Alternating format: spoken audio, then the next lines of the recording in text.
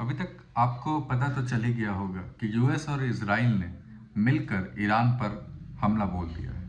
लेकिन असली कहानी यहाँ से शुरू होती है। ईरान ने जवाब दिया, लेकिन सिर्फ इजराइल को नहीं। कतर में धमाके हुए, यूएई में धमाके हुए, बहरेन में धमाके हुए, सऊदी अरब में भी धमाके चल रहे हैं। अब सवाल यह है, अगर लड़ाई इजराइल से है तो पूरा गल्फ क्यों चल रहा है? सिर्फ इसलिए क्योंकि वहां यूएस का मिलिट्री बेस है। जैसा आपको पता होगा कि कतर के अल उदैद में, यूएई के अल दहफरा में और बहरेन में फिफ्थ फ्लीट खड़ी है। तो मैसेज तो साफ है ईरान की तरफ से, अगर अमेरिका हमला करेगा तो पूरा रीजन उसकी कीमत चुकाएगा। लेकिन ट्रम्प कहते हैं Iranian people should take over the government. Netanyahu कहते हैं कि ये हमारे लिए वजूद की लड़ाई है। तो ये न्यूक्लियर वॉर नहीं है, यह है रिजीम का चेंज ऑपरेशन। क्या हम ऐसा समझें? और सबसे बड़ा सवाल ये उठता है कि सऊदी पर मिसाइल गिर चुकी है। पाकिस्तान का डिफेंस पैक्ट है सऊदी, करेक्ट? तो क्या पाकिस्तान ईरान के खिलाफ एक्शन लेगा?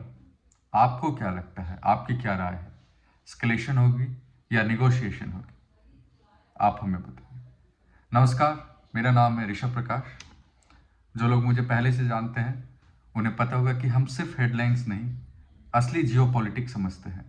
अगर आप नए यूज़र हैं तो आपसे रिक्वेस्ट है कि चैनल को सब्सक्राइब करें, लाइक करें और अपने दोस्तों के साथ शेयर करें, ताकि जियोपॉलिटिक्स की बारीक्स आपको समझ सके।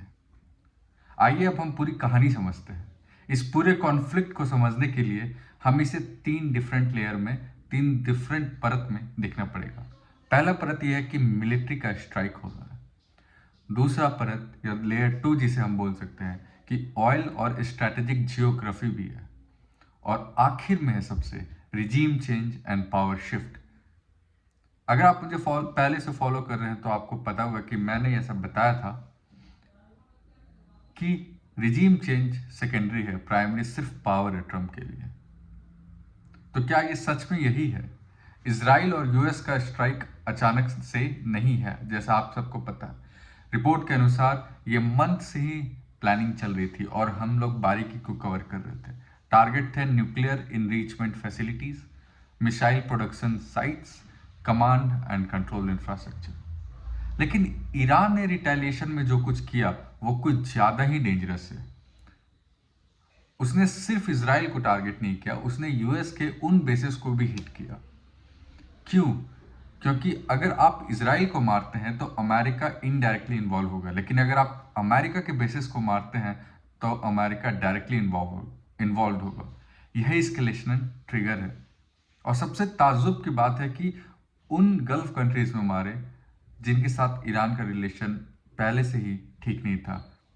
तो क्या मैं यही समझूं कि ईरान चाहता है कि पूरा मिडिल ईस्ट इस बीच में घुस जाए, या फिर यूएस को उकसाने का एक छोटा सा तरीका था बस?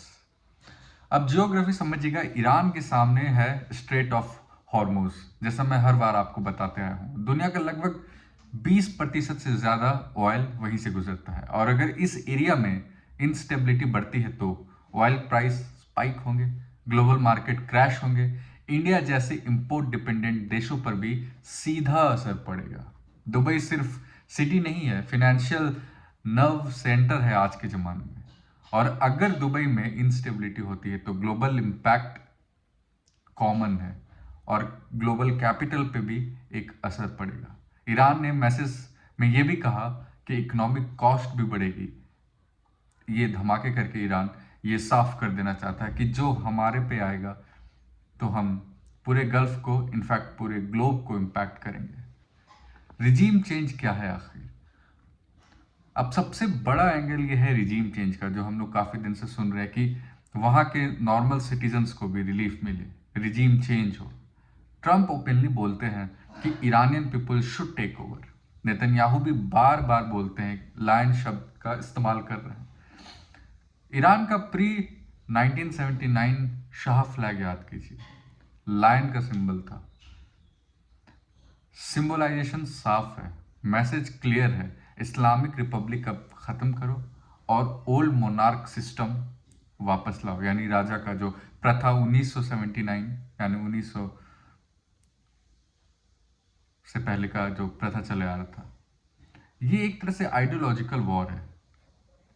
ईरान की स्ट्रैटेजिक मिस्टेक क्या हो सकती है? अगर ईरान सिर्फ इजराइल तक लिमिटेड रहता तो कॉन्फ्लिक्ट कंट्रोल रहता, लेकिन अब ईरान ने जिस तरह से सऊदी, कतर, यूएई, बहरीन, एक तरह से पूरे गल्फ कंट्रीज में बम ब्लास्ट करवाए, बम ड्रॉप करवाए, तो उससे सऊदी नाराज है, कतर ऑलरेडी अलर्ट मोड पे, यूएई अलर्ट है, बहरीन अलर्ट है। अगर ये कलेक्टिवली यूएस कैंप में खुलकर आ गए तो ईरान आइसोलेटेड हो सकते हैं, और आइसोलेशन मॉडर्न वॉरफेयर के लिए बहुत ही ज़्यादा फैटल है। शुरू में मैंने कहा था कि पाकिस्तान का भी एंगल है, तो वो हम समझते हैं। अब आता है सबसे इंटरेस्टिंग पार्ट कि पाकिस्तान और सऊदी ने डिफेंस सऊदी पैक्ट किया था, अगर आपको याद होगा, और पाकिस्तान के प्रधानमंत्री काफ़ी खुश थे वो डील करके कि अब मैं इंडिया को बताऊंगा। ठीक है, सिचुएशन बदल गया, ऊनो रिवर्स हो गया, वन अटैक बोथ अटैक का जो उनका नारा था। अब क्या करेगा पाकिस्तान? क्योंकि अभी जो बम धमाका हुआ है वो सऊदी टेरिटरी में सीधा धमाका है, तो क्या पाकिस्तान ईरान के खिलाफ मिलिट्री मूव करेगा? अगर नहीं करता है तो डिफेंस पैक्ट सिंबॉलिक रह जाता है, या उसका सच में कुछ मायने था? और अगर करता है तो पाकिस्तान ऑलरेडी अफगानिस्तान से लड़ रहा है, रीजनल वॉर फुल स्केल में बढ़ सकता है, ये क्रेडिबल टेस्ट हो सकता है। अब आप मुझे बताइए कि अगला हो क्या सकता है। आज की तारीख याद रखिएगा, 28 फरवरी है, और मुझे जो लग रहा है मैं वो आपको बताता हूँ, फिर हम मिलेंगे इस पे डिस्कशन करने के लिए। या तो ये लिमिटेड रिटेलिएशन होगा, बैक चैनल में डिप्लोमेसी चालू हो जाएगी।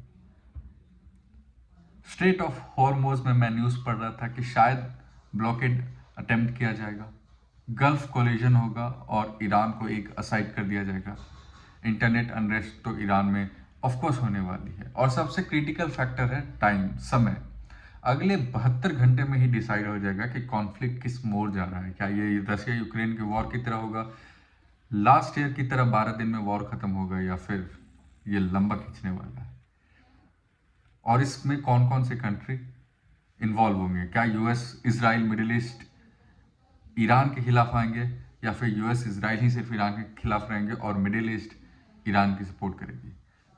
अब आप बताइए मुझे, क्या ये इराक जैसा रिजीम चेंज अटेम्प्ट है या न्यूक्लियर कंटामिनेंट स्ट्रेटेजी लगती है? क्या पाकिस्तान इंटरवीन करेगा या न्यूट्रल रहेगा?